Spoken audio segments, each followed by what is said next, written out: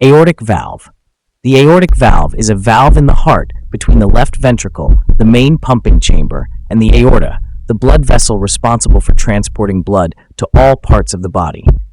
Oxygenated blood leaving the heart travels through the aortic valve before flowing to the rest of the body.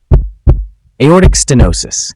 Aortic valve replacement and repair are open heart surgical procedures to treat aortic stenosis, which is a narrowed heart valve that cannot open and close properly. When the aortic valve does not work properly, the heart will work much harder than normal. The left ventricle will thicken over time in an effort to compensate for this. Aortic valve replacement.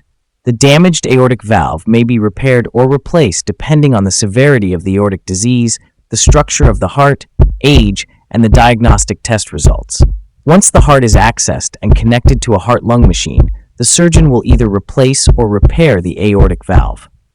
The damaged aortic valve may be repaired by tightening the ring around the valve, closing tears or holes in the valve, separating fused valve cusps, or adding support to the valve. The damaged aortic valve may also be replaced with a mechanical or a biological tissue valve. A mechanical valve replacement is shown here.